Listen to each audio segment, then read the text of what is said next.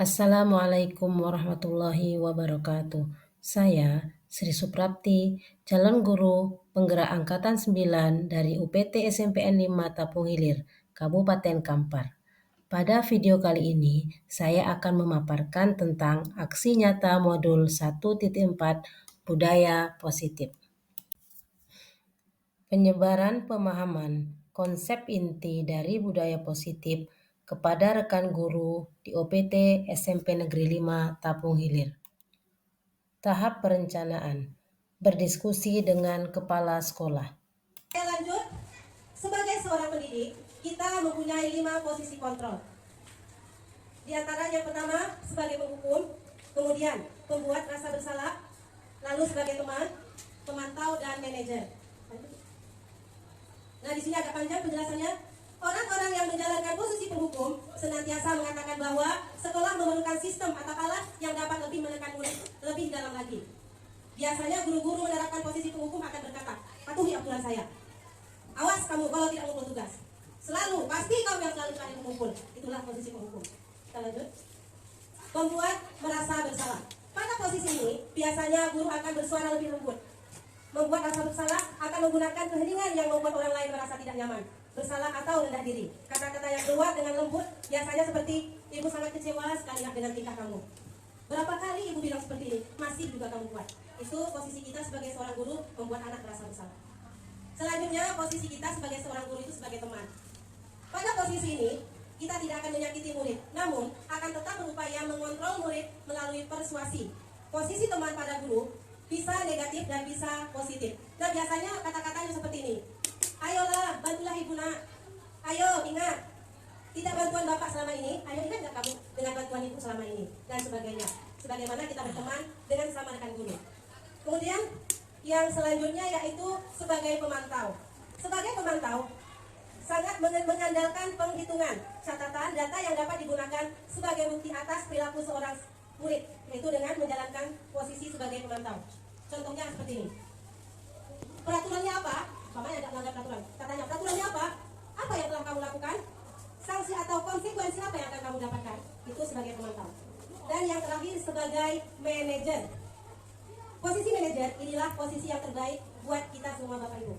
Nah, pada posisi manajer, di mana guru berbuat sesuatu bersama dengan murid, mempersilahkan murid mempertanggungjawabkan perilakunya, mendukung murid agar dapat menemukan solusi atas permasalahannya. Contoh kalimat pertanyaannya seperti ini. Apa yang kita yakini? Apakah kamu meyakininya dan sebagainya? Baik Bapak Ibu, di sini secara jujur posisi penghukum pernah saya lakukan. Kemudian pembuat rasa bersalah pernah saya lakukan. Namun setelah saya mempelajari modul 1.4 ini saya sadar ternyata yang saya lakukan selama ini adalah salah. Kenapa salah? Karena seperti yang sampaikan Bu Hera, ternyata anak itu memiliki kodrat masing-masing Bapak Ibu ya. Dengan kodratnya itulah seharusnya guru itu menuntun. Kemudian segitiga restitusi. Nah, di dalam kita menangani anak sebagai seorang guru, itu kita menggunakan segitiga restitusi. Apa itu segitiga restitusi? Segitiga restitusi itu adalah bagaimana kita menciptakan anak itu yang salah, pertama mereka menjadi anak yang salah, menjadi anak yang sukses. Kita merubah mindset mereka. Nah, di sini ada 3 segitiga restitusi. Yang pertama, menstabilkan identitas. Menstabilkan identitas itu apa? Yaitu kita menenangkan anak dulu. Sebagai contoh, anak saya makan di kelas. Saya panggil, Awalia, kamu tahu kenapa ibu panggil? Dia jawab, tahu Bu. Saya tadi makan di kelas. Menurutmu makan di kelas itu benar apa salah nak? Salah Bu. Nah, itulah namanya menstabilkan identitas tanpa menjudge. Dia sadar kalau itu salah. Lalu yang kedua, validasi tindakan yang salah. Nah, setelah saya tanya tadi, saya tanya lagi sama Awalia. Awalia, pasti kamu punya alasan. Kenapa kamu tadi makan di kelas nak? Dia jawab, saya lapar Bu. Nah, kenapa kamu lapar? Karena tadi saya belum sarapan, buru-buru ke sekolah takut terlambat. Nah, itu jawabannya. Lalu yang ketiga, saya menanyakan keyakinan, maksudnya keyakinan kelas yang telah dibuat yang disampaikan Bu Hera tadi. Ada kesepakatan kelas ya Bapak Ibu. Saya bertanya Awalia, kira-kira yang kamu lakukan ini sesuai nggak dengan keyakinan kelas yang telah kita buat? Tidak Bu, karena dari pantang ya Bapak Ibu, saya tahu dia. Nah, terus dia meminta maaf. Kemudian saya bertanya lagi ini yang saya lakukan. Awalia, kira-kira apa yang harus kamu lakukan supaya kamu tidak makan di kelas? Katanya begini, saya harus sarapan sebelum berangkat sekolah. Jadi saya supaya tidak lapar di sekolah, supaya tidak takut terlambat datang ke sekolah. Nah, itu dia contoh segitiga restitusi.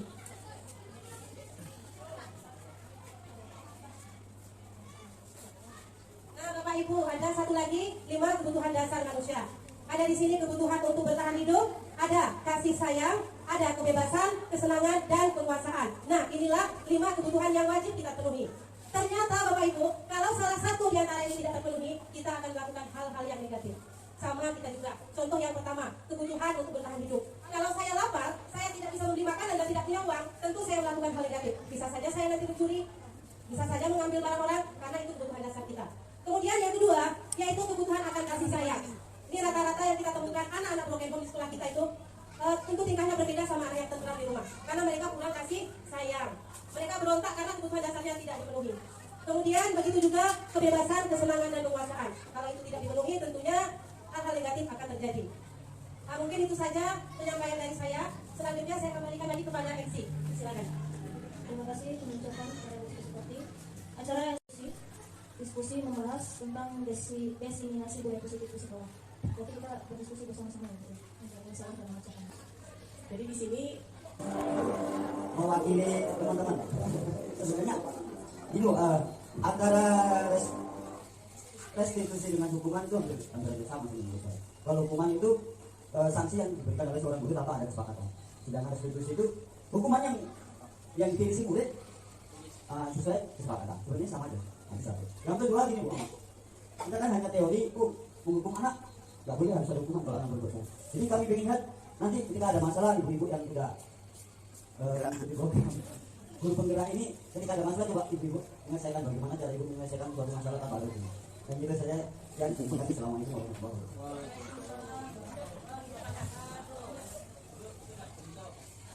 catat dulu.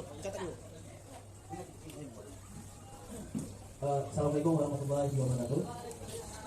Saya Zulhenti dari Prodi Matematika. Jangan tegang ya Pak ya. Begini Bu, tadi sangat menarik karena itu kebanyakan 90% itu yang saya alami di lapangan. Ya. Jadi begini Bu, tadi pembahasannya disiplin positif atau budaya positif Bu ya? Judul besarnya itu budaya positif. Oh ya, budaya. Budaya positif Ya. itu termasuklah disiplin positif dan sebagainya Ya. sampai restitusi tadi. Jadi tadi di poin yang saya pahami tadi, yang saya ingat tadi, seharusnya sekolah yang bagus itu sudah menerapkan budaya positif, di mana sekolah tanpa hukuman, tanpa ancaman, gitu ya. Nah, jadi saya ingin berdiskusi dengan guru-guru yang lainnya, ya. Karena selama ini saya ibaratnya setiap hari itu selalu berpikir bagaimana apa yang dibuat anak itu tidak diulangi lagi, gitu, ya. Hampir setiap hari ada masalah, kadang sampai malam pun HP saya dikirimi terus sama anak-anak. Alhamdulillah anak-anak kita itu peka terhadap teman-temannya, hampir dalam seminggu itu pasti ada masuk WA, Pak si anu sekian, beserta contoh fotonya, percakapannya gitu. Jadi yang ingin saya diskusikan di sini, upaya apa yang bisa kita lakukan agar sekolah kita menjadi sekolah yang berbudaya positif, tanpa ada hukuman lagi dan tanpa ada ancaman lagi, gitu Bu. Upaya yang bisa dilakukan. Mana tahu nanti saya bisa melakukan di lapangan. Saya selama ini yang saya lakukan, saya banyak nih cara-cara yang saya lakukan. Mana tahu dari diskusi ini nanti ada cara terbaru, saya coba lagi nanti agar berkurang kenakalan-kenakalan atau pelaku-pelaku anak kita yang negatif di sekolah kita. Alhamdulillah sudah mulai berkurang. Ini mana tahu ada lagi solusinya, nanti bisa saya pakai di lapangan. Terima kasih. Assalamualaikum warahmatullahi wabarakatuh. Terima kasih kepada Pak Jun dan Pak Indra. Terima kasih kepada Pak Indra dan Pak Jul. Di sini kami berbagi ada Pak Indra. Tadi Pak Zul bertanya kurang lebih begini ya Pak, adakah cara lain, Bapak udah punya cara, adakah cara lain yang lebih mudah agar kita semua di sini bisa mengurangi sikap-sikap negatif dari anak-anak kita, ya Pak ya. Nah ini di sini saya menyampaikan Bapak Ibu mentransfer apa yang saya dapatkan dari calon guru penggerak. Nah di antaranya tadi kami diarahkan untuk menerapkan budaya positif di sekolah. Salah satunya adalah dengan membuat keyakinan kelas. Mungkin di sini semua kita, seluruh wali kelas bisa kita membuat keyakinan kelas. Nah pada saat pembuatan keyakinan kelas itu sebaiknya didampingi oleh Bapak bimbingan konseling dan juga wali kelas pada saat mata pelajaran. Contoh, saya pelajaran bahasa Inggris, membuat keyakinan kelas di kelas 7A. Saya mohon didampingi Bapak BK sama wali kelas agar lebih kuat. Nah itu yang akan diajarkan sama kami ya Bapak Ibu. Nah setelah dibuat keyakinan kelas itu, pertama kita tuliskan di depan harapan kami untuk kelas depan. Itu ide anak semuanya, kita secara bersama membuat. Ide anak di situ dengan kata-kata contoh anak membuat, dilarang membuang sampah sembarangan dan sebagainya. Kata-kata yang dilarang tidak boleh. Nah setelah terkumpul semua ide-ide dari mereka, kita rubahlah itu menjadi kalimat yang bermakna positif. Contoh, dilarang membuang sampah sembarangan, kita rubah menjadi buang buanglah sampah pada tempatnya. Kenapa Bapak Ibu? Agar karakter itu tumbuh dari diri mereka. Karena seperti yang pernah disampaikan, jika kata itu berulang-ulang disebutkan, maka akan bisa menjadi karakter lama-kelamaan. Kita sudah keyakinan yang nilai positif tadi terbentuk, maka kita buat di karton, kita tempelkan di kelas. Kita suruh setiap anak tanda tangan dan kita beri penguatan. Penguatan itu apa isinya? Anak-anak ibu sekalian, inilah keyakinan kelas kita. Ini saya akan ajari Bapak Ibu berbagi. Inilah keyakinan kelas kita. Siapa saja anak yang bisa mentaati ini? Siswa semuanya juga para guru. Seperti itu Bapak Ibu. Nah, setelah keyakinan kelas tadi kita sudah terbentuk, apabila ada anak melanggar, maka kita lakukan dengan tadi posisi kita manajer, yaitu dengan segitiga restitusi. Kita panggil anak, kita korek Bapak Ibu, apa sebenarnya penyebab dia berlaku seperti itu. Biasanya anak ini mungkin beda-beda ya. Kalau kita halus lebih keluar dia itu, apa penyebabnya? Pasti ada sebabnya. Nah, setelah nggak selesai juga ini, kita hubungi orang tuanya seperti apa sih sebenarnya. Karena dalam penyelesaian anak ini nggak bisa Bapak Ibu kami sendiri ya, kita sendiri, kita harus berkolaborasi. Baik guru di sini, masyarakat maupun orang tua. Jangan kita sama-sama. Nah mungkin itu saja Pak Jo, langkah-langkahnya bisa kami sampaikan Kak. Kita coba dulu semua membuat keyakinan kelas. Setelah itu nanti kalau ada yang melanggar, kita coba cara diskusi tadi. Kita dapatkan dulu nih, karena kami pun masih belajar Bapak Ibu ya Pak Indra ya. Kami masih belajar, belum lulus lagi Bapak. Jadi belum bisa kalau aku menangani berdua. Sama-sama.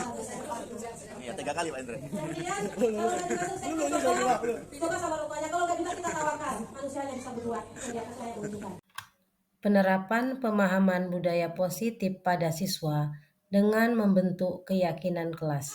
Di sini kalian sudah menandatangani keyakinan kelas yang kita buat bersama, dan ibu juga sudah menandatangani keyakinan kelas ini.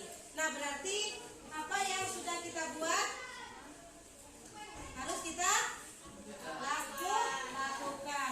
Siapa saja yang melakukan ini? Semua siswa, termasuk juga guru. Oke? Semoga kita semua dapat melaksanakan apa yang sudah kita buat, dan ini menjadi karakter bagi kita semua. Oke, terima kasih anak-anak ibu semuanya.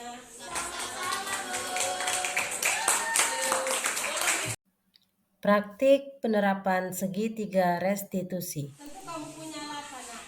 Kenapa kamu tadi makan di dalam kelas? Oh begitu. Refleksi. Pelaksanaan desiminasi kepada rekan guru dilakukan pada Jumat 21 Oktober 2023 bertempat di OPT SMP Negeri 5 Tapung Hilir, Kabupaten Kampar. Ada 13 orang guru yang menyaksikan kegiatan ini. Pembuatan keyakinan kelas dilakukan pada hari Selasa 17 Oktober 2023 bersama murid kelas 7B. Murid sangat antusias dalam membuat keyakinan kelas ini.